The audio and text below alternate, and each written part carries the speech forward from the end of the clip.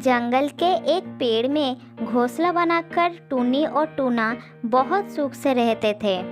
उनके 2 बच्चे थे। उनमें से एक की असमय मृत्यु हो गई और एक बच गया। उसका नाम राजू था। वह अभी उड़ने लायक भी नहीं हुआ था। मेरे बच्चे, तुम घोंसले में ही रहा करो। बाहर की दुनिया बड़ी भयानक है। जब तुम उड़ने लायक हो जाओगे तब मैं तुम्हें बाहर जाने दूंगी। बाहर छोड़ने से पहले मैं तुम्हें उड़ना, खाना ढूंढना सब कुछ सिखा दूंगी।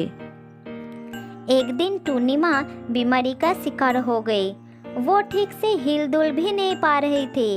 अपनी राजू की चिंता में रोए जा रही थी। बेटा, तुमने कुछ खाया भी नहीं है। मैं बाहर भी नहीं जा सकती। तुम्हारा बाप ना जाने कहाँ चला गया है। मुझे तुम्हारी बड़ी चिंता हो रही है। माँ, मेरी चिंता मत करो। बस तुम ठीक हो जाओ। मैं तुम्हारे लिए खाने का इंतजाम करूँगा। बेटा, मुझे भूख नहीं है। मैं ना बहन से कह दूंगी, वो तुम्हारे लिए कुछ खाने का व्यवस्था कर देंगे। माँ, पिताजी का हमारे लिए कोई चिंता नहीं है। वो कहाँ गया है पता नहीं। बेटा, चिंता होती तो इस समय हमारे पास होते। उस समय मैना उधर से गुजर रही थी। टूनी उसे अपना पास बुला लिया। मैना बहन, मेरी तबीयत ठीक नहीं है। बहुत बुखार है। राजू कल से कुछ नहीं खाया है। इसे कुछ खिला दो, मुझे भूख नहीं है। ठीक है बहन, मैं कुछ दवाई और खाने का सामान लाती हूँ। कुछ देर के बाद मैना दवाई और कुछ खाने का सामान लेकर आ गई। टूनी बहन, मैं तुम्हारे लिए दवाई लाई हूँ। मैं राजू को खिला देती हूँ। तुम भी कुछ खाकर दवाई खा लो। मौसी, माँ सो रही है।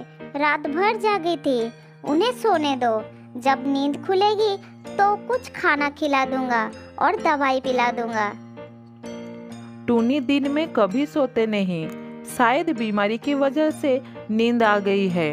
तुम इसे कुछ खिलाकर दवाई जरूर दे देना। तुम्हें भूख लगी है, खा लो। खाना और दवाई का सारी व्यवस्था करके मैना वहाँ से चला गया।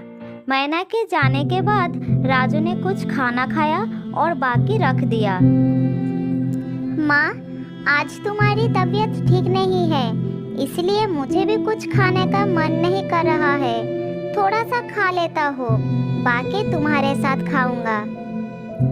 राजू ने ध्यान से देखा कि माँ के शरीर में कोई हलचल नहीं हो रही थी। वो चिंतित हो गया। उसने माँ को जगाने की कोशिश की। टूनी ने सर उठाया लेकिन ठीक से बोल नहीं पा रही थी। मेरे बच्चे, तुमने खाना? हाँ माँ, मैंने खा लिया है। तुम भी उठो, तुम्हें भी खिला देता हूँ। दवा भी खानी पड़ेगी। बेटा, अब मुझसे बोला नहीं। तुम अपना ख्याल। अब मैं। माँ, ऐसा क्यों कह रही हो? तुम्हें कुछ नहीं होगा। खाना खाकर दवाई खा लो। उठो माँ, हिम्मत दिखाओ।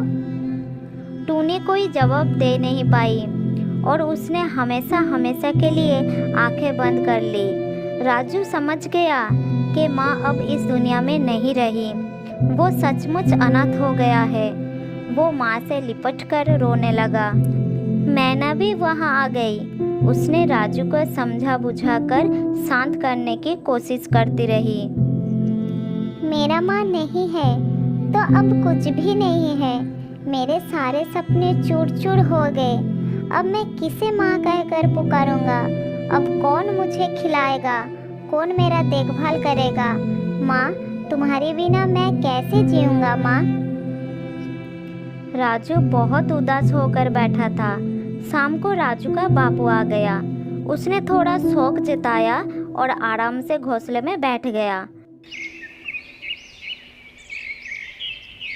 दूसरे ही दिन बापू एक नई चिड़िया पत्नी लेकर आ गया। राजू को बड़ा आश्चर्य हुआ। ये तुम्हारी नई माँ है? तुम्हें इनके कहे अनुसार काम करना है। ठीक है पिताजी, नई माँ की सारी बात सुनूंगा।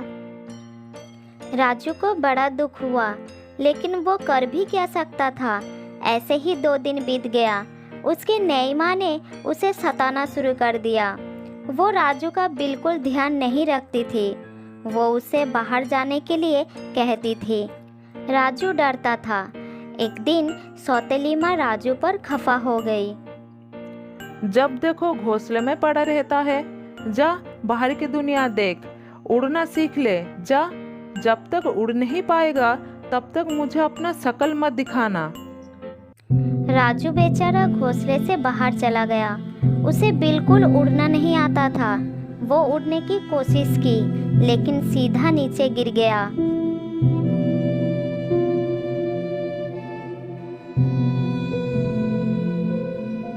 राजू एक पेड़ के नीचे चुपचाप बैठा रहा। कुछ देर बाद अंधेरा हो गया। उसे बहुत डर लग रहा था। कुछ कीड़े मकोड़ों की आवाज आ रही थी। हे भगवान, मैं क्या करूं? कहाँ जाऊं? अरे, अंधेरे से कुछ जानवर की चलने की आवाज़ आ रही है। अरे बाप रे, सांप आ रहा है। बचाओ बचाओ। एक जहरीला नाग उसके पास पहुंच ही रहा था। ठीक उसी समय एक बड़ा उल्लू बीच में आकर बैठ गया। अरे ए सांप के बच्चे, इस अकेले बच्चों को देखकर तुम अपने आप को क्या समझ रहा है? अरे उल्लू भाई, तुम्हारी मेरी कोई दुश्मनी नहीं है। मुझे मेरा आहार खाने दो, बड़ी मेहरबानी होगी। मेहरबानी के बच्चे, चुपचाप भाग जा यहाँ से। बच्चों को छू भी नहीं पाएगा तू। मैं तेरा ऐसा हाल करूँगा, देख लेना। सांप ने आगे बढ़ा और उल्लू ने अपनी चोंच से 3-4 बार कर दिया। सांप डर कर भागने लगा। उसे ठीक से दिखाई नहीं पड़ रहा था। उल्लू को रात के समय सब नजर आ रहा था। अरे बच्चे, रात के समय बाहर बैठकर क्या कर रहे हो? जाओ अपने घोंसले में जाओ, नीचे बहुत खतरा है। काका, माँ ने कहा है जब तक उड़ना नहीं सीख जाओगे तब तक घोंसले में मत लौटना। ऐसी कौन सी माँ है जो अपनी बच्चे को रात में बाहर कर देती है? चलो मेरे साथ मेरे घोंसले में। खाने के साथ आराम करने को भी मिलेगा।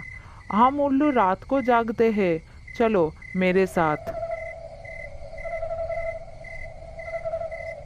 उल्लू ने राजू को अपने मुंह से उठाकर अपने घर में लेके गया और उसे खाना खिलाकर सुला दिया। सवेरे बहुत देर के बाद राजू की नींद खुली। तब उसके सामने भोजन तैयार था। लो बेटा, खा लो। सूरज सर पर आ गया है। तुम चिंता मत करो। कुछ दिन मेरे साथ रहो, फिर तुम उड़ने लायक हो जाओगे। मुझे तो दिन में ठीक से दिखाई नहीं पड़ता है, रात में देख सकता हूँ। इसीलिए मैं रात में ही उड़ता हूँ। तुम्हें दिन में मैनामों से उड़ना सिखा देंगे। इधर राजू की सौतेली माँ ने अपनी पति से कुछ अलग ही कहानी सुना दी। सब सुनकर राजू के पिता ने सोचा वो अपनी मर्जी से उड़कर कहीं चला गया है। पंख आने के बाद इस घोंसले में रहकर क्या करेगा? कहीं अपना नया घोंसला बनाएगा। उधर कुछ दिन के बाद मैना मौसी से उड़ना सीखने लगा। वो बड़ा भी हो रहा था। 2 दिन में ही वो अच्छी तरह से उड़ना सीख गया। मैना मौसी के कहे अनुसार उसने अपने लिए एक सुंदर घोंसला बना लिया। उसने खाने का भंडार भी इकट्ठा कर लिया। एक दिन बहुत तेज तूफान आया और राजू के बापू का घोंसला पूरी तरह से नष्ट हो गया। राजू के बापू और सौतेली माँ पूरी तरह से बेघर हो गए। वो पेड़ के डाल पर बैठकर सोच में पड़े थे। राजू के बापू बीमार था और माँ को घोंसला बनाना नहीं आता था। आकाश में बादल घेरे हुए थे। उन्हें भविष्य की चिंता हो रही थी। मेरा राजू ना जाने कहाँ चला गया। वो होता तो बड़ा सहारा मिलता। वो बहुत होनहार है। जाओ, उसे कहीं से ढूंढ कर लाओ, हमें उसकी मदद की ज़रूरत है। उन दोनों में बातें चल रही थी। ठीक उस समय राजू आ गया। पिताजी, मुझे ढूंढने की जरूरत नहीं, मैं तो आ गया हूँ। आप दोनों को लेने आया हूँ। चलिए, मेरा घोंसला आपका इंतजार कर रहा है। राजू के पिता और सौतेली माँ बहुत शर्मिंदा हुए।